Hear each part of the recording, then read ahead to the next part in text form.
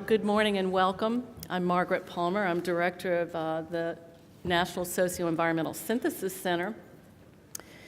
The goal today is we hope to provide you with what we think will be useful as you think and plan your proposals for engineering research centers. Now, I thought I'd just mention why am I up here and why was my center called SESYNC involved. We're an NSF center, and we basically were formed to bring together communities of natural and social scientists to address problems related to the intersection of people and the environment.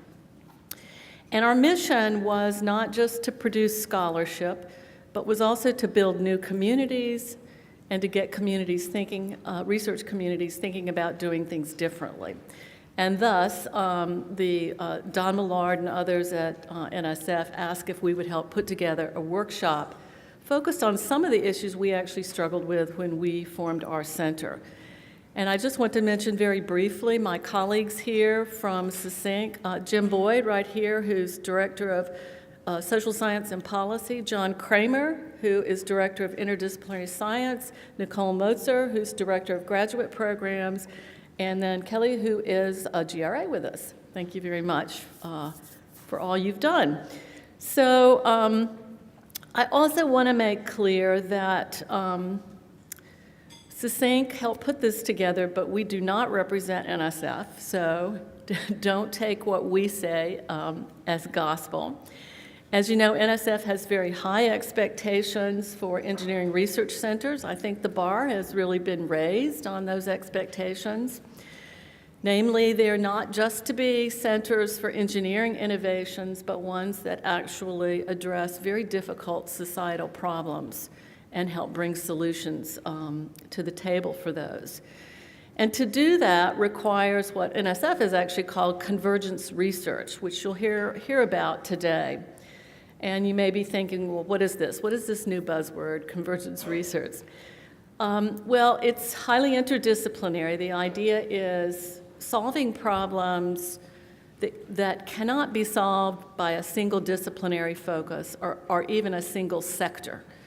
And so that means that the teams that address these kinds of problems are what we call transdisciplinary, which means you include in the teams during the process those who may potentially be interested in the knowledge that's created and may potentially need that and contribute to the formation of that. You can call them stakeholders, but there can be a highly diverse group of people, as you'll hear about today. Now, given these high expectations, there are a lot of challenges, and these include some of the things we'll talk about today. For example, assembling and working in highly diverse teams. And again, not just interdisciplinary. Some of these teams we assume will have social scientists involved, but also from a variety of sectors. It could be civic society, it could be government, it could be industry members. And working with teams like that is not something that's particularly easy. You'll hear today about concepts like developing a shared mental model, ways to keep team members engaged throughout the process so that it doesn't resort to the kinds of proposals or grants that I was even involved in my early career. We called interdisciplinary, but after we got the funding, we went off into our labs and then got together at the very end. Those days are over. It's also another challenge is how such centers are organized in terms of their structure, in terms of the kind of leadership and the kinds of programs and activities such centers might develop. So those are some of the things we'll talk about today.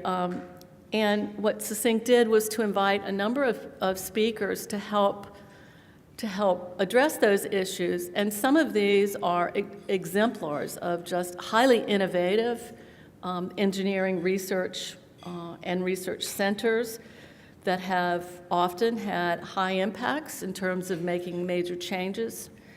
Some of them are exemplar leaders, but we also invited experts from some of the relevant areas. So some of the top researchers that focus on things like team science, that have expertise in organizational science and how one might think about putting together a center to accomplish the things that you want to. And so with that, I think at this point I'm going to introduce Dr. Don Millard, who is the acting division director of the Division of Engineering Education and Centers at NSF. He's going to say a few words. Prior to joining NSF, Don was a faculty member at Rensselaer Polytechnical Institute in electrical, computer, and systems engineering. And he's also has been an innovator in himself. He was originator of the Mobile Studio Project and also a major player in the I-Core projects at SESYNC. Don.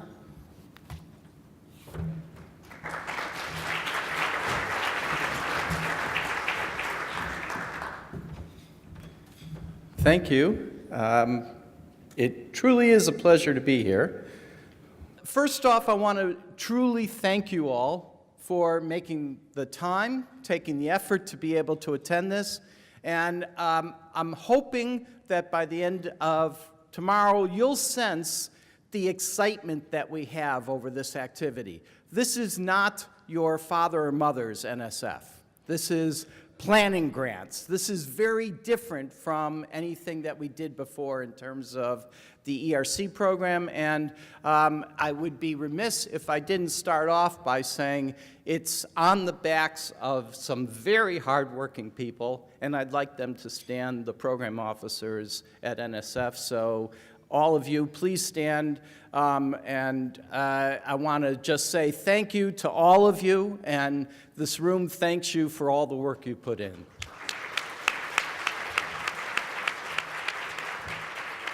And you'll get an opportunity to be able to talk to them later today. So anyway, with that, I'd like to just offer a little bit of inspiration. And so this is going to be a little bit of an interactive session, if you will. So you're on an elevator at the Hyatt Regency, which happens to be a fairly tall building. You're going from the lobby and you're going up to the lounge for later on this evening. And you're in this elevator and somebody turns to you and says, "What is engineering? What's the impact of engineering?" What would you say? It's a very fast elevator. Anyone? You want to not die in this elevator? Anyone? Make things work better. Anything else? Solve problems. Others? Science serving people. Very nice.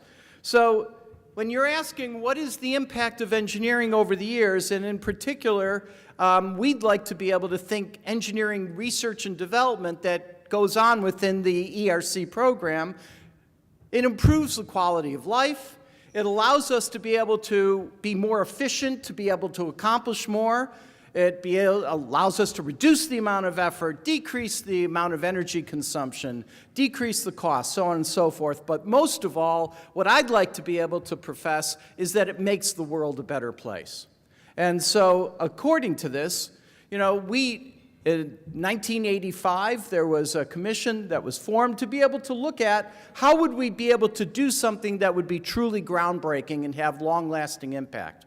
The ERC program is now more than 30 years old. In fact, it's going on its 33rd year.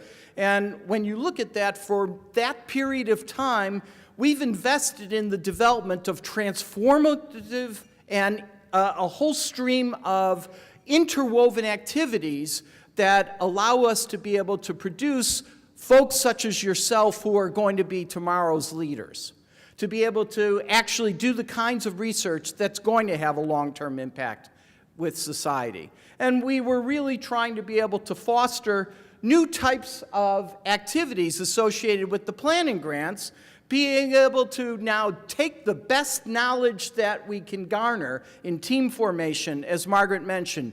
But further now, we're going to push you to be able to really try and foster what's necessary to create a true culture of inclusion. Not about numbers or quantity, but an inclusive culture where it's a magnet. People want to be a part of your ERC. And we want to be able to increase the stakeholder communities that you'll be dealing with and be able to do convergent research, as she said, which is one of the big ideas that has been put forth by NSF as an overarching activity. So an example that I'd like to offer to you, and hopefully the audio will be working for us here, but this is something back in 2007. If you look at the cell phone market that existed at that time, these were the options that you had. And by the way, none of these were touchscreen. They all had QWERTY keyboards. They had different displays. They had different mechanical systems associated with them. And in 2007, something happened, and that was somebody recognized that it was important to be able to provide society with an object that they didn't have. They didn't even want it necessarily until it got released.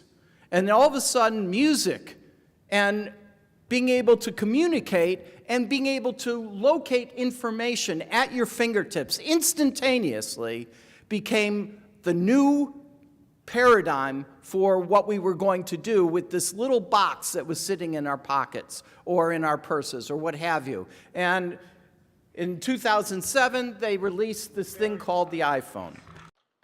We're very excited about this. You know,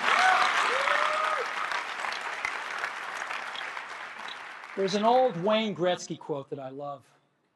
I skate to where the puck is going to be, not where it has been.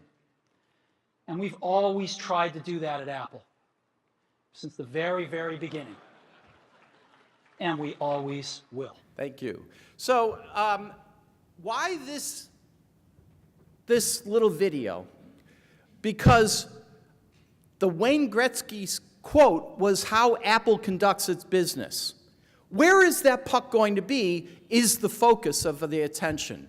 So I'd like to be able to offer that today we're hoping to be able to actually put our trajectory towards that puck in the future, not necessarily where we are today. So the ERC program back in 2007 added to it this real passion to be able to create an innovation ecosystem around the technology. We had the research aspect, we had the workforce development aspect, but if you look at what we hope for in 2018, trying to be able to produce with all of you in this room today, you are the 60 planning grant recipients, and by the way, congratulations. This was a tough competition.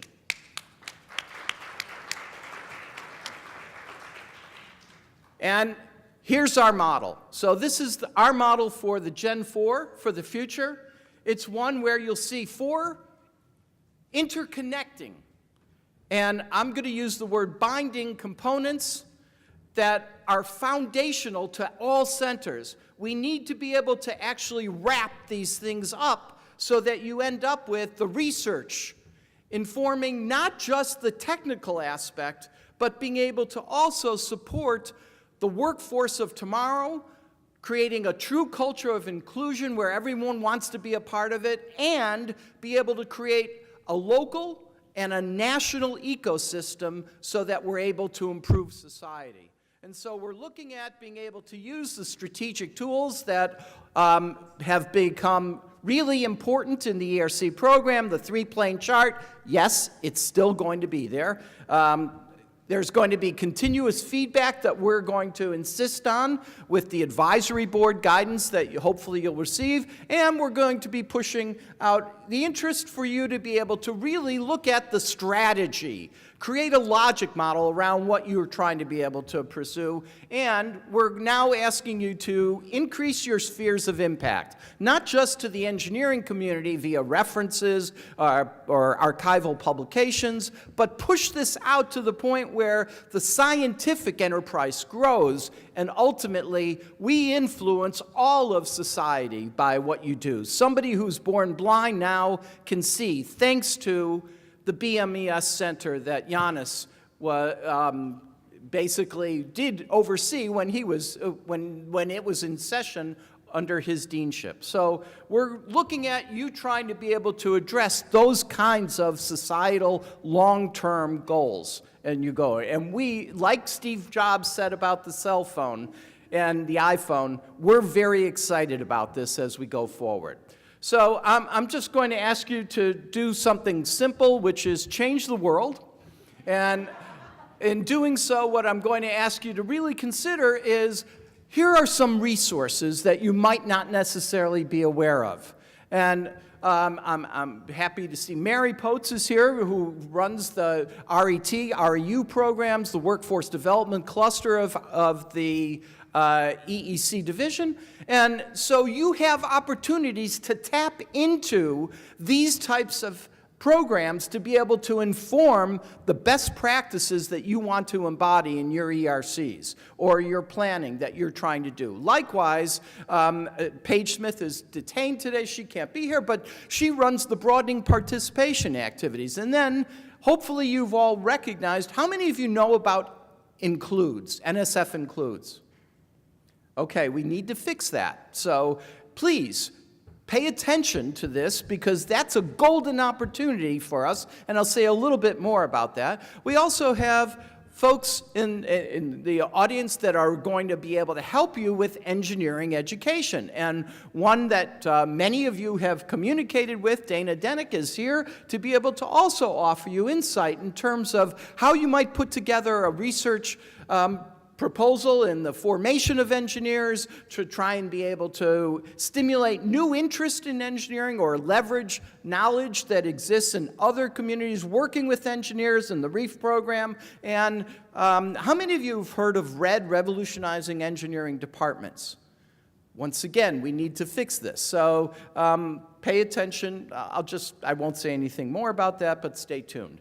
And so when I look at creating the culture of inclusion, I'm going to focus on one challenge, and only one challenge right now, and that is, this graph represents the participation of women in engineering.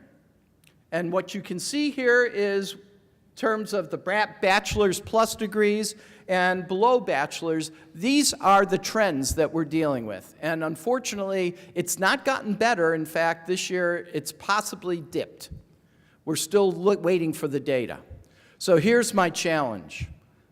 Work with us, help us to double the percentage of women in engineering in the next 5 to 10 years without reducing the number of men. That's cheating.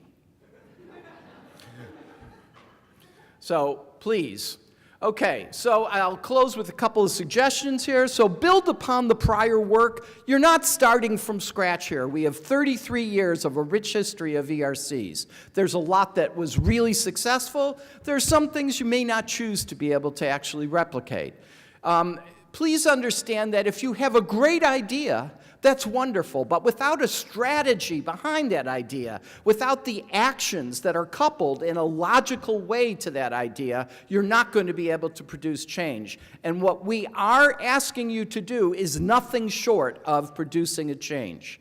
We want you to be realistic. We want you to be able to identify where all of you can contribute to this new national objective. And we want to grow and sustain communities of practice that live beyond the life of the 10-year lifespan of the ERC, so that we now have a more enriched society in addition to the engineering enterprise. And so here's my personal encouragement to you. I would offer that a good deal of success that I had in running projects was because I had great, absolutely great collaborators. How did I meet those collaborators? At these types of workshops, by going out of my comfort zone and saying, hi, I'm Don. You don't know me, but I'm from RPI, and I want to be able to work in the area that I just heard you speak about. And sure enough, I ended up with a cadre of about 10 people that I worked very closely with at universities that are nowhere near the Northeast. And that collaboration allowed us to be able to put in multiple proposals and work not just for a specific targeted set of funds, but for a lifetime of collaboration. And that's what we need to be able to do. So I I said earlier that we want to be able to change the culture. That's what we're asking for. Nothing short of you actually changing the academic culture. Be aware, we are, one workshop will not do that. We need you to be able to take this home. Think through what you learn over the next day and a half. Partner with new groups to be able to really inform them of what the ERC program is hoping to be able to achieve, and stimulate the discussions such that we now create a different knowledge base in the community of practices that we have. To be able to understand how something works, much to my parents' dismay, everything I got, I immediately took apart. And sometimes I was able to put it back together, and other times I wasn't. But the truth is, the knowledge that I garnered from figuring out how something works really did help me in building what I was going to do next. So please, try and understand the basis behind how an ERC works, not just the research, the workforce development, the culture of inclusion, creating an ecosystem that supports the ideas getting into products. That's the type of thing that I hope you take home, and create some type of belief statement amongst your groups or other groups. We are aware of many of you are working in related areas. Shocking. So, health-related, energy-related. Many of you are working in these common areas. Meet each other, talk to each other, and don't view yourselves right now as competitors, because you're not. We're looking at you bringing together the best ideas, and the ERC, as Margaret mentioned, is a high bar. We're going to try and keep it at a point where it really does produce, with this high bar, societal impact. So you're going to have to practice effective communication. My guess is, I don't know this, I didn't read the slides beforehand, but I think the team science group is going to stress this. And let me just offer that risk takers don't complain about things, they just fix them. They do it. Okay, so in closing, I want to say that convergence is not just multiple disciplines within engineering working together to converge on solving a problem. Let me offer that from the NSF platform. Convergence is multiple disciplines. They could be science, they could be human factors, they could be from the political realm to be able to do something. But it's clearly engineering in terms of the system. But scientists investigate the world we have. And what I like from a variety of different elements, I've put together this piece, and that is engineers create the world we want. So with that, I'm going to say to you over the next day and a half, take the time and create the world you want. So with that, thank you for all coming. We hope we have a great week, day and a half, and please remember, this is nothing short of creating a cultural change. Thank you. Bye-bye.